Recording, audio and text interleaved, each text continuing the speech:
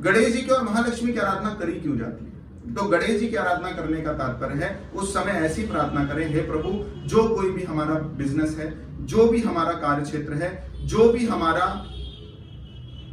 Business को या कार्य क्षेत्र को रन करने के लिए हमें एक्चुअल स्ट्रेंथ चाहिए, वो आपकी कृपा से हमें प्राप्त हो। भगवान से मांगने की चीज संपत्ति नहीं है, उनसे गुण मांगे जा सकते हैं, काबिलियत मांगी जा सकती है, संस्कार मांगे जा सकते हैं, और उन्हीं के बल पर इस धरा का सर्वोत्कृष्ट सुख और सौभाग्य और संसार प्राप्त किया जा सकता है। इसलिए गणेश जी से आराधना करना पूजन करते समय कि हमारा कार्य क्षेत्र रन करे, हमारा व्यापार क्षेत्र रन करे, हम जो कुछ भी काम करते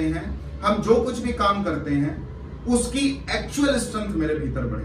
हमारे अंदर वो वाक पटुता बढ़े, वाक सामर्थ्य बढ़े, वो कस्टमर्स को रिझाने का हमारे भीतर एक अलग ही तरह का उत्साह बढ़े।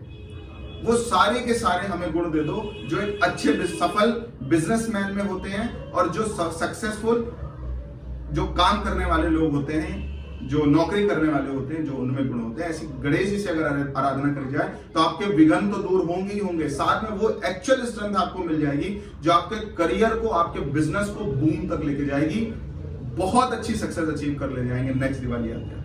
महालक्ष्मी से जब आप पूजन करना तो ये आराधना करना, हे महालक्ष्मी हमें संस्कार दो, हमें सौभाग्य दो, हमें सुचिता भी प्रदान करो। महालक्ष्मी को प्रसन्न करने का सबसे अच्छा तरीका है उनसे संस्कार मांगे जाए, क्योंकि महालक्ष्मी जिनके पास संस्कार हैं, जहां पर सफाई है,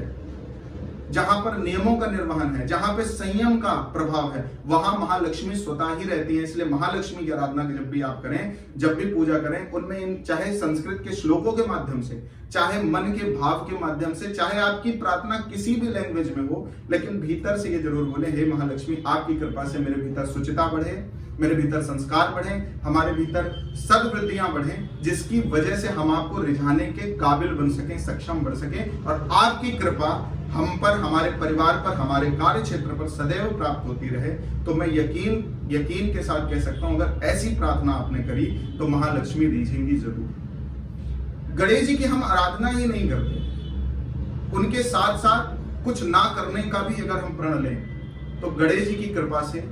वो प्रण हमारा पूरा जरूर होता है। क्योंकि कभी भी हम कोई नियम लेते हैं, व्रत लेते हैं, वो हमारे करने से पूर्ण नहीं होता। अगर इष्ट प्रसन्न रहे, गुरु प्रसन्न रहे, तो उनके बल से वो चीजें पूर्ण हो जाती हैं। इसलिए जब भी आप गणेश जी की आराधना कर रहे हैं तो उनसे प्रार्थना करना, प्रभु मैं अपनी बुद्धि का गलत तरीके से किसी भी व्यक्ति के लिए, हमारी बुद्धि इतनी दूषित ना हो जाए कि किसी का अहित करके मुझे कभी भी अपने करियर को, अपने बिजनेस को रन नहीं करना है। ये बात दूसरी है कि मेरे करने से हो सकता है कुछ लोगों का हित अहित हो जाए, लेकिन मेरी अंदर से मंशा ना हो कि मैं किसी का हित करूं। केवल धन के लालच में